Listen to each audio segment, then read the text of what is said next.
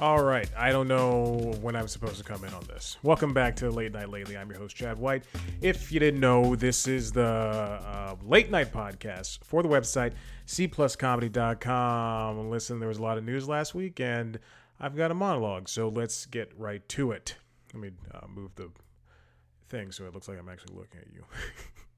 Former CEO of cryptocurrency exchange FTX, Sam Bankman-Fried, appeared in court for the second week in a row last week alongside his ex-girlfriend and ex-CEO of Alameda, Caroline Ellison, who testified against him over the course of 3 days. Now, during said testimony, Ellison stated that Bankman-Fried's poorly taken care of hair and lax wardrobe were all part of a PR move to make him appear to be an eccentric entrepreneur.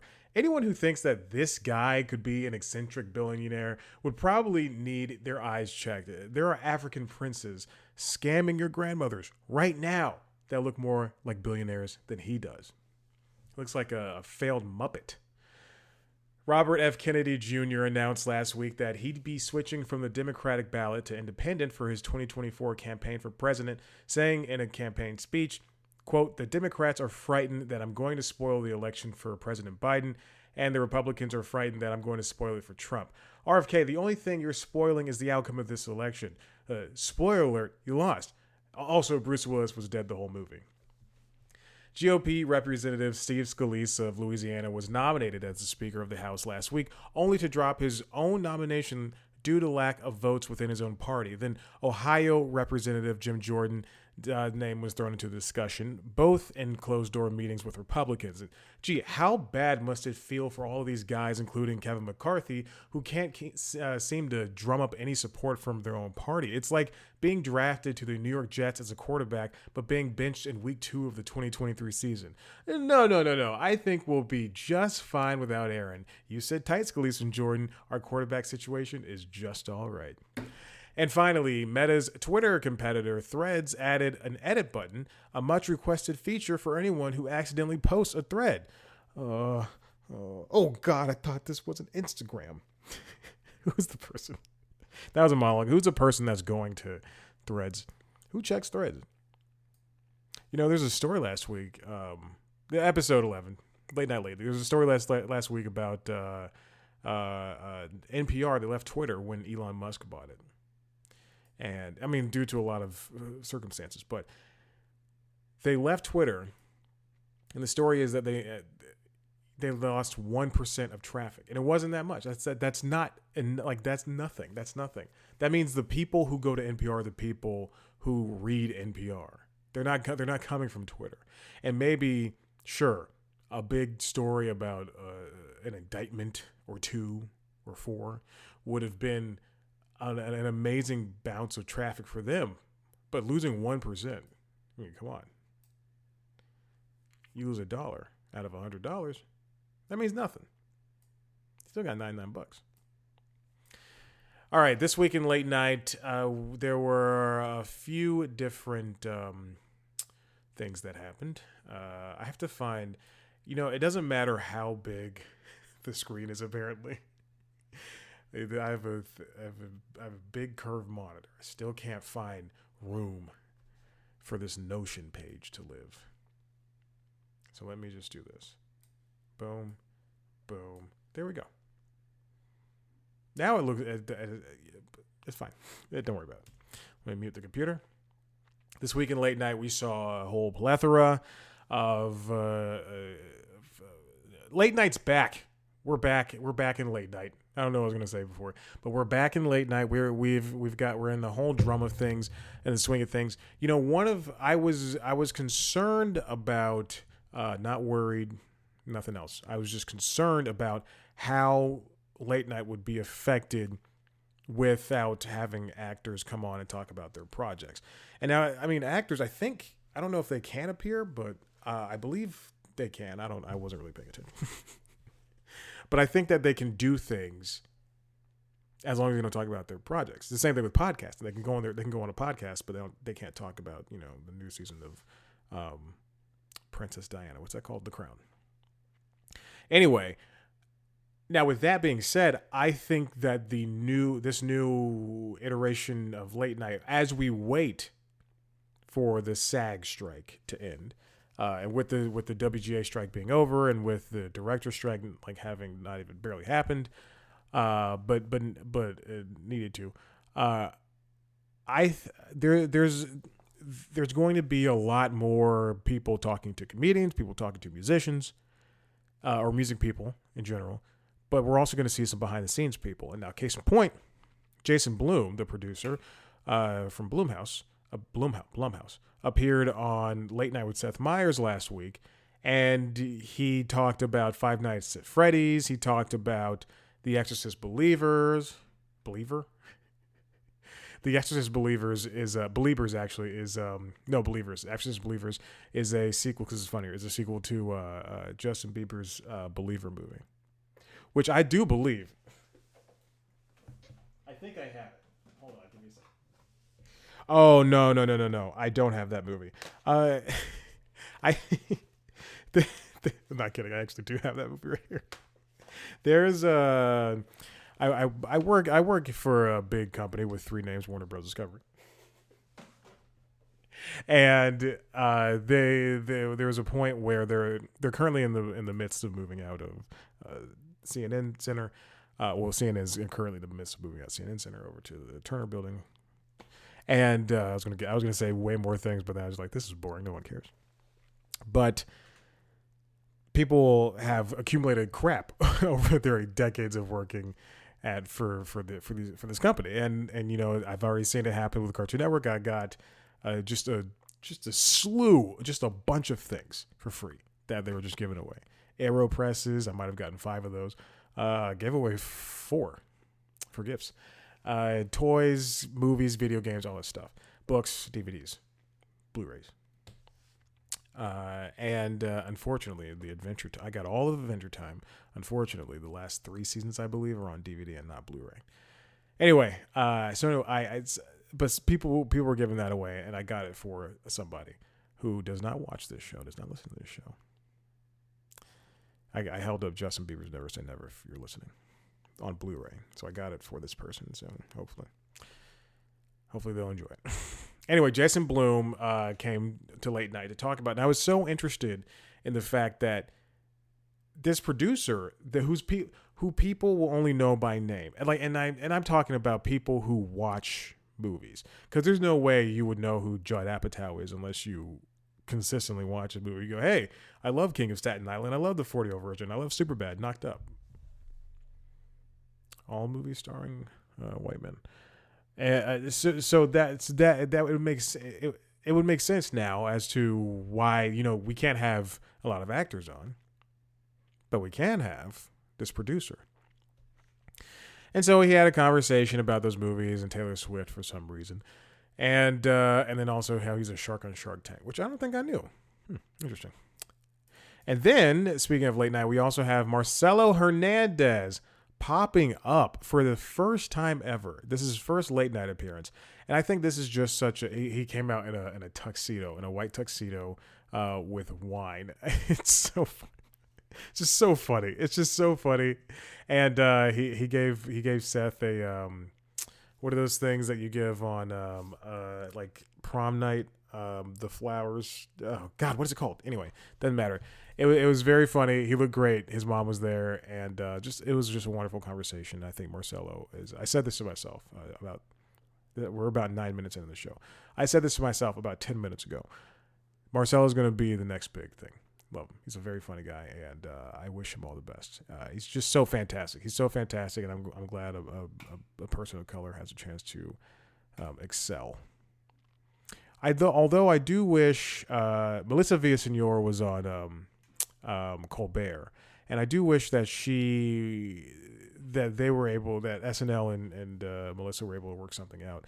I know she admitted to being a very stressful part of her life, as do a lot of people. A lot of people, I think Adie Bryant said the same thing. I think Cecily might have said the same thing. Don't quote me on Cecily, but I know Adie Bryant said something along those lines. Yeah, it's a stressful place, it's a stressful environment, and I do not blame anybody who kind of gets their tenure and gets out for all intents and purposes. I wonder why people, like, sometimes people are there. I wonder why people get let go is basically what I'm getting at.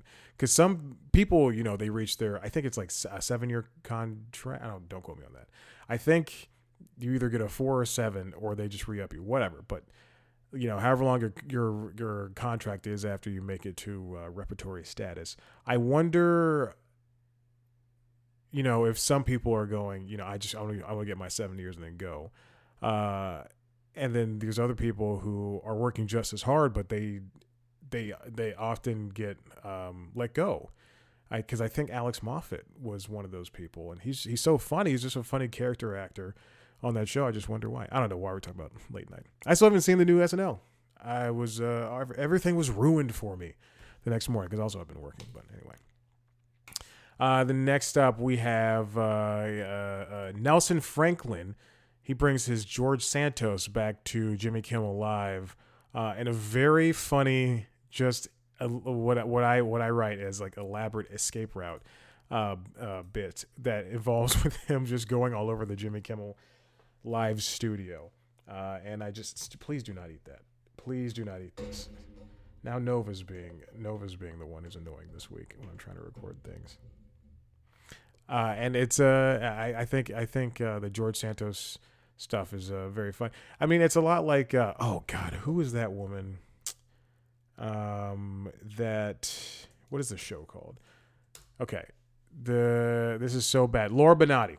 Laura Benatti is always appeared on the Late Show with Stephen Colbert as Melania Trump. And I think it's just great casting on both fronts with Nelson Franklin as George Santos and because Nelson Franklin really does look like George Santos. If you don't know who Nelson Franklin is, he's just as I'm gonna ruin. I mean, the show's been over for like 10 years. Cece dated him for a little bit after Schmidt, and he's the tall white guy with glasses, like thick black glasses. And then Jess tried to date him, I guess, and then turns out they're cousins, I think. And then he was on Veep as Dan Backdahl's punching bag. Okay. Then Senator John Fetterman came by the Late Show to talk. Is it Late Show, Stephen Colbert? Yeah, to talk about his depression, his experience with that, and therapy, and just talking about what it is being a senator. And he's such a down to earth person, and I really do like him.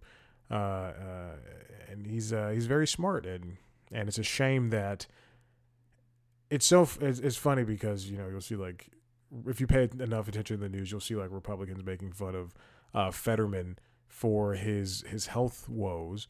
And then, but like these are serious health woes. But God forbid you say something about people on their side, and then they'll send you, death threats or whatever. And then finally, Seth Meyers stopped by Fallon's Tonight Show to talk about podcasting with Fallon, his old Strike Force buddy, Lightning Bolt.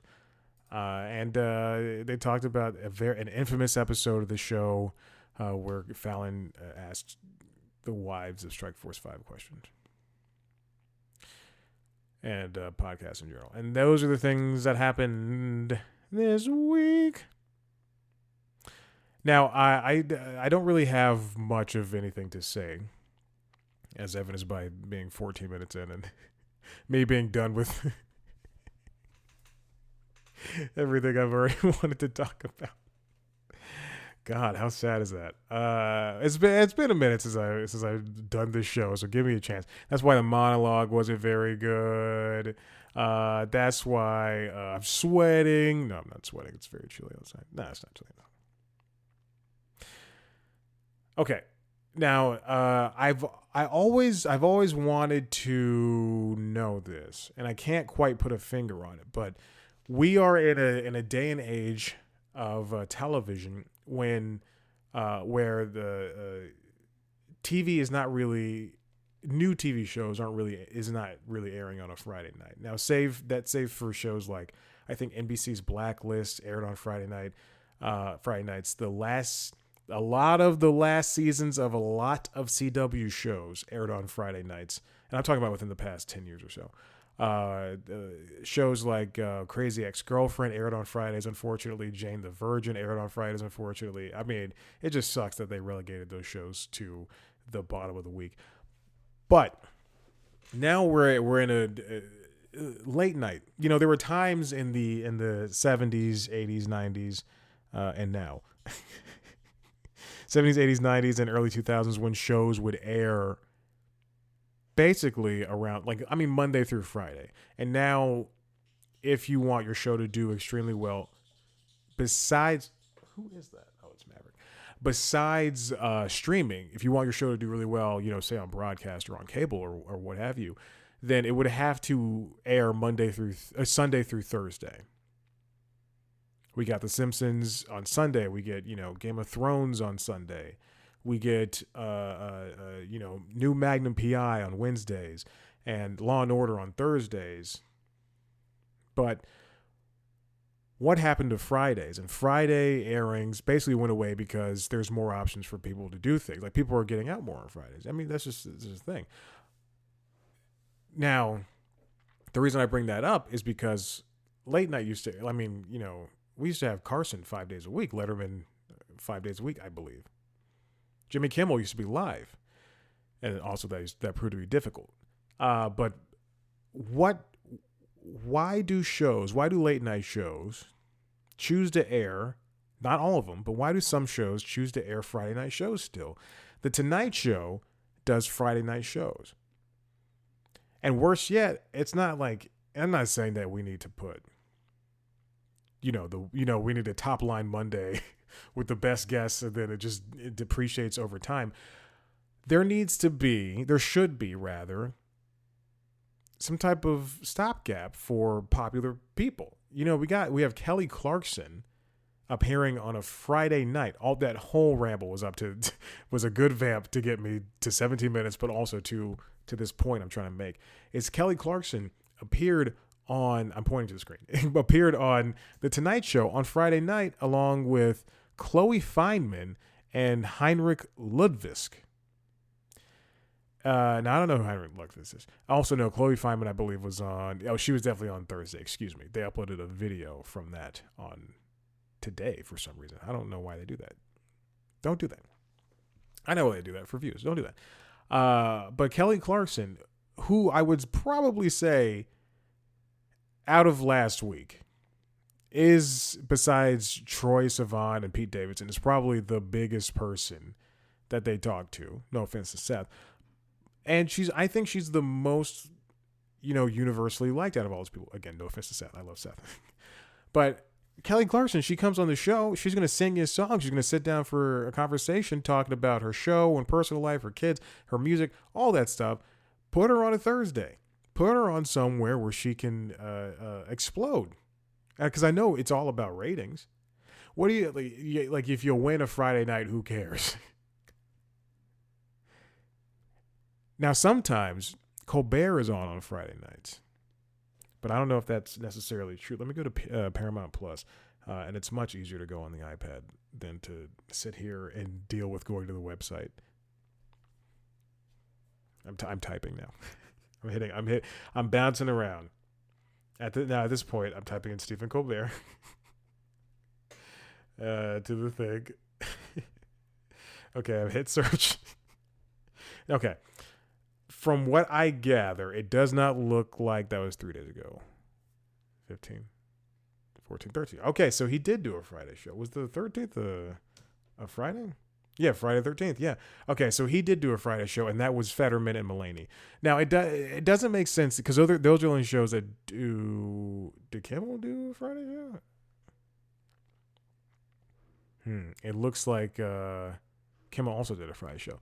Now, not these shows don't always do Friday shows. Is something that I've noticed, and I wonder what leads them to do so. Like, not if this is like if they get time off or anything, but I wonder if that is something that if they can get a good guest, because Kimmel, it looks like, had the Golden Bachelor and Josh Duhamel.